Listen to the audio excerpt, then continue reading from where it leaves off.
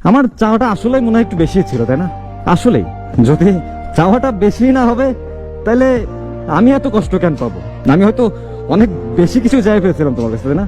আমি জাস্ট তোমার বলছিলাম যে এখনকার এই যুগে মানুষ ছাইরা যাইতে একটা সেকেন্ড সময় নেয় না, মানুষকে ভুলতে একটা দিনে বেশি সময় লাগে না। কিন্তু আমি তো চাইছিলাম যে তুমি সারা জীবন আমার পাশে থাকো, সারা জীবন আমার কাছে থাকো।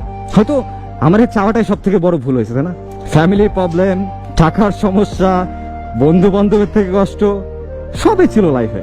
আমি জাস্ট একটা পার্সনের মুখের দিকে তাকাইছিলাম যে এই মানুষটা হয়তো আমার জীবনে কষ্ট দেবে না, বাট আসলে আমি ভুল। আমি তোমার সব থেকে বেশি ভালোবাসা সব থেকে বড় ভুলটাই করছি, বিশ্বাস করো।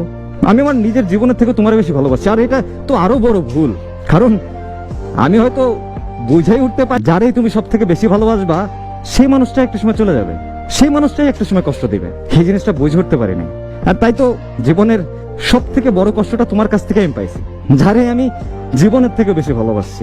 এইসব জিনিস আসলে আফসোস লাগে অনেক, যে তোমার কাছ থেকে আমি এটা পাবো, এটা কখনো আমি আশা করিনি। আমি কখনো অন্তত ভাবি নাই যে তুমি আমার মাঝপথে রেখে চলে যাবা।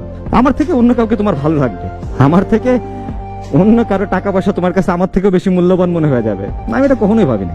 আমি, বিশ্বাস করো, আমি সবসময় একটা জিনিস ভাবতাম যে তুমি অন্তত 8-10টা মেয়ের মতো না, তুমি হয়তো একটু অন্যরকম, একটু হলেও তুমি অন্যরকম। কিন্তু আসলে আমি ভুল ছিলাম, আমার এই বিশ্বাসটা আসলেই ভুল। আর তোমাকে এই বিশ্বাস করাটা আমার সব থেকে বড় ভুল। যেখানে থাকো, যেভাবে থাকো, ভালো থাকো, এটাই চাও, আর কোনো কিছু নাই। জীবনের একটা পর্যায়ে যায়, মানে আমাদের বয়সের ছেলে মেয়েদের অনেক কিছু হারাতে হয়, এটা স্বাভাবিক, অস্বাভাবিক কিছু না। একটা কথা কি মানেন, এই জিনিসটা চলে যাওয়ার পরেও জীবনে টিকে থাকতে হবে, জীবনে বেঁচে থাকতে হবে। বাবা মার জন্য হোক, আশেপাশের মানুষের জন্য হোক, চলে যাওয়া যাবে না। জীবনে স্ট্রাগল করে যেতে হবে, আর এই কষ্ট মেনে নিয়েই জীবনটাকে চালিয়ে যেতে হবে। এই একটা বুঝ না একটা বয়সের পর চলে আসে, যেমন 23, 24, 25-এর পরে এই বুঝটা সবার ভিতরেই মোটামুটি চলে আসে। ছেলে হোক মেয়ে হোক, সবার ভিতরে আসে। আমরা দিন শেষে হিসাব করে দেখেন যে আমরা কেউই ভালো নাই, অন্তত এই ভালোবাসা আসলেই কেউ ভালো নাই কোথাও। হয়তো খুব কম মানুষই আছে ভালো, ভালোবাসা খুব কম মানুষ, খুব কম।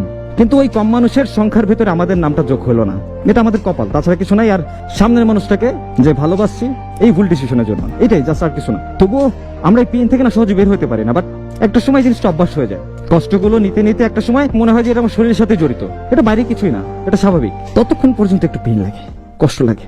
ভালোবাসার মানুষকে হারাই ফেলার আফসোস সারা জীবনেও শেষ হয় না। আর প্রচন্ড পরিমাণে ভালোবাসা মানুষগুলো আসলে শেষ অব্দি পাশে থাকতে পারে না, কোনো না কোনো ওয়েতে সে চলে যাবে। ভাইকে বলতেছি, মন খারাপ করা কিছুই নেই, যেহেতু বয়সটাই এখন বুঝে নেওয়ার, বুঝে নিতে শিখুন, জীবনটা সুন্দর।